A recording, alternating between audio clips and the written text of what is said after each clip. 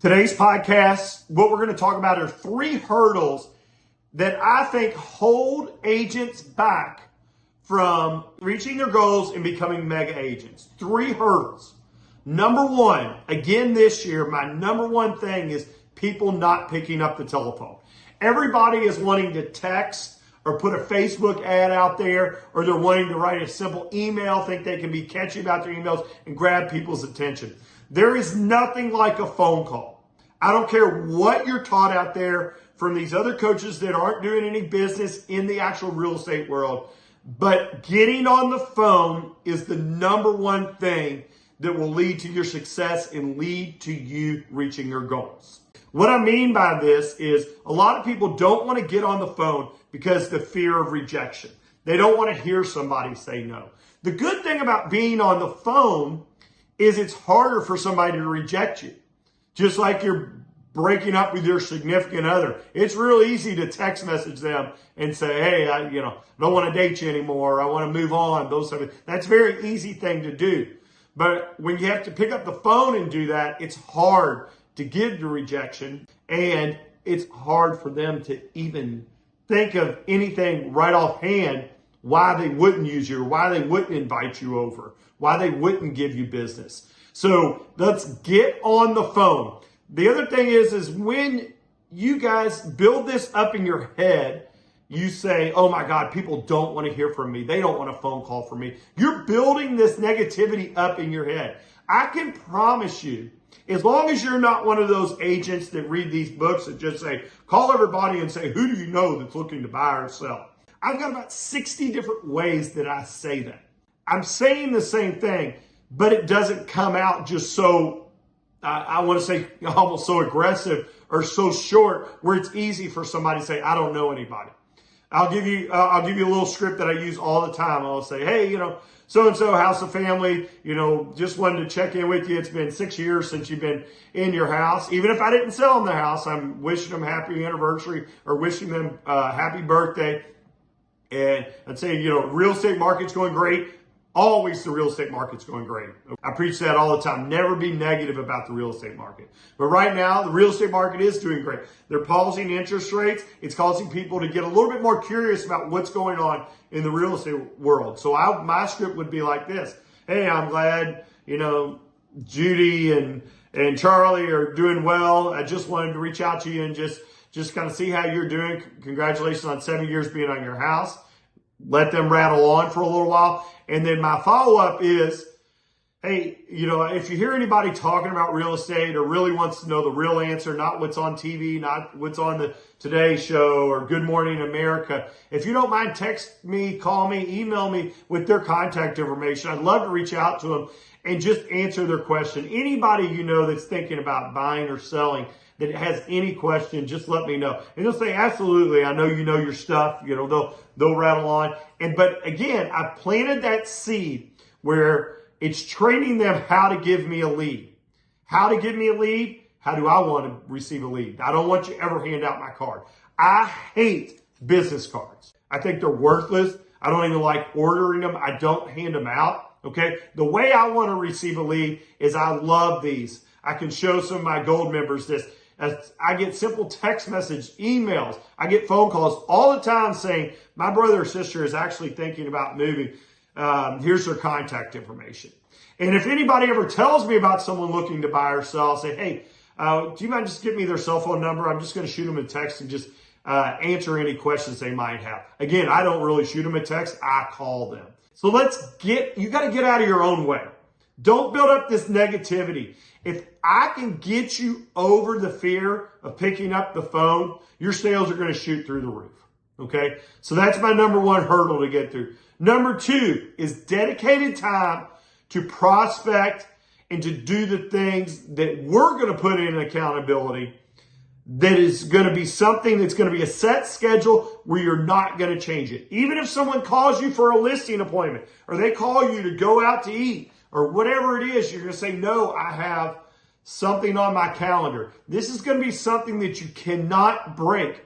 I ask all the time, if I get 3 days for 3 hours, I can normally get all my agents to reach their goals.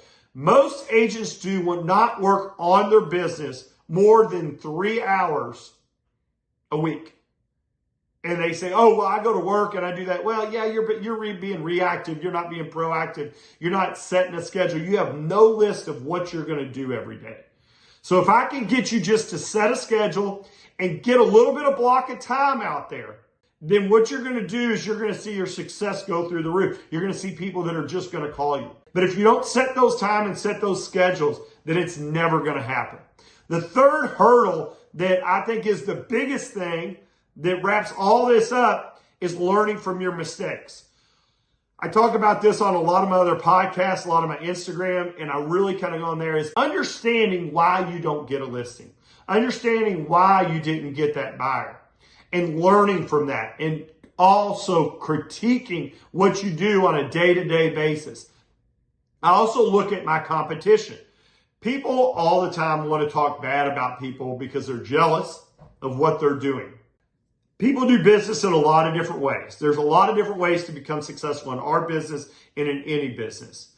But I believe building the relationship is the number one thing. It's the cheapest. It's the best return. But I respect how everybody else does business in my brokerage, outside my brokerage, my brokers that I talk in Florida and Las Vegas, and you guys know who you are, the way you do your business. So I always pay attention.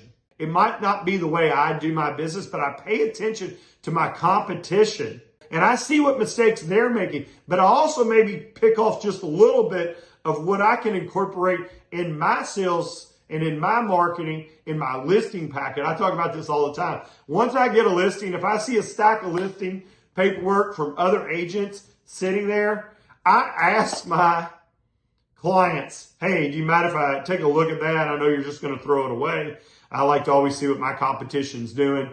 And I ask them and I tell them I'm doing this to always get a little bit better. So look around at your competition in your office. Like I say in a lot of my calls with my individuals, my free 15-minute phone call, don't spend 3 hours with your competition. In 5 or 10 minutes, you can tell what they're doing, whether it's in your office, whether it's going to get a cup of coffee or whatever that is. You can get a little bit of information for each one of your competition or your colleagues in your office and develop your own sales technique, what's going to work for you. But I need you to get accountability. I need you to learn from your mistakes. And I need you to get over the fear of picking up the phone call. Also, what I talk about in learning from your mistakes is a lot of us think that we're way above. We figured this out. The real estate world is an ongoing changing. If you don't think it's changing from even last year, 10 years ago, 5 years ago, however long you've been in the business, you're wrong. I am critiquing how I'm going to do my business right now for the next 3 months. And I'm watching and I'm seeing if I need to change anything. So what I'm always doing, like right now, okay, I'm thinking 5, 6 months ahead in my marketing and what I'm going to do. But I'm making sure that if I need to critique it, whether it's a buyer's or seller's market or what is it I need. Right now, I need more listings. Listings are the key right now. And that's what I love. I love listings. I think it's less effort. You can sit, you can do your marketing, you can work hard, and then you're done once you're done. You know, once you set your listing up, you set your marketing in place, you have more freedom for your family and for yourself. So again, 3 hurdles I want you to get over. I want you to pick up the phone.